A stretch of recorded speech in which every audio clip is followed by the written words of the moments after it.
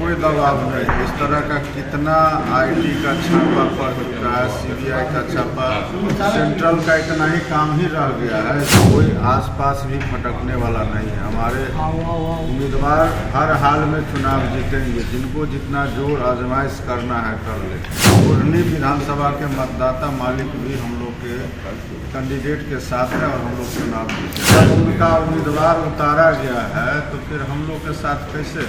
नमस्कार, मेरा नाम उत्कर्ष है। आप लाइव सीरीज़ देखना शुरू कर चुके हैं। देखिए, जदयू के द्वारा जनता दरबार लगाया जाता है और आज साफ साफ जब ये सवाल पूछा गया मदन सहनी से, बिहार सरकार के मंत्री हैं, कि कुडनी उपचुनाव को लेकर तमाम जो पार्टियां हैं वो अपने उम्मीदवार उतार चुकी है और मुकेश सहनी ने भी अब उम्मीदवार उतार दिया। तो उसको लेकर उन्होंने साफ कह दिया है कि कोई कहीं भी उम्मीदवार उतार दे, कोई फ़ायदा नहीं होने वाला है।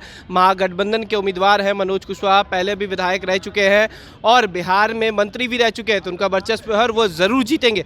जब उनसे पूछा गया कि बिहार सरकार के उद्योग मंत्री हैं, उनके घर पर छापेमारी चल रही है, तो उसको लेकर भी उन्होंने क्या कुछ कहा है वो आप सुने। उम्मीदवार उतारने के लिए कोई किसी को थोड़े रोक सकता है।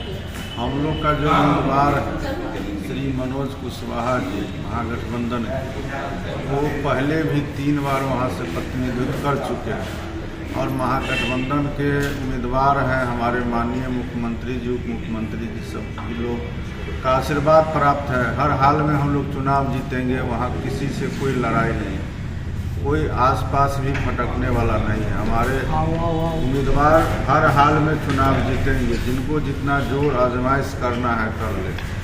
मुकेश सहनी क्या आप लोग के साथ हैं, काम कर रहे हैं, जो कि नीतीश कुमार की बड़ाई करते हैं, बीजेपी को हराने की बात करते हैं? जब उनका उम्मीदवार उतारा गया है तो फिर हम लोग के साथ कैसे?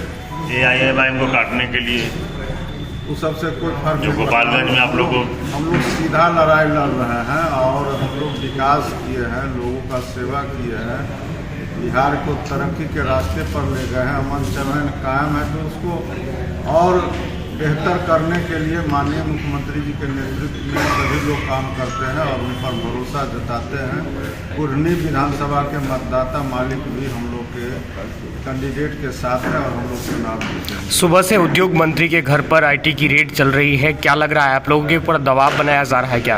हम लोग पर कोई दबाव नहीं। इस तरह का कितना आईटी का छापा पड़ चुका है, सीबीआई का छापा, सेंट्रल का इतना ही काम ही रह गया है। इसलिए हम लोग पर कोई दबाव नहीं है। हमको जितना जोर आजमाइश करना है कर ले, उससे कोई फर्क नहीं पड़ता। देखिए, किसी एक व्यक्ति के लेकर के जो है मतदाता मालिक निर्णय नहीं लेते हैं। वो भी किसी पार्टी के उम्मीदवार थे ना, इसलिए उनको वोट मिला था। व्यक्तिगत अगर वोट होता तो लोग निर्दलीय चुनाव लड़ जाते ना।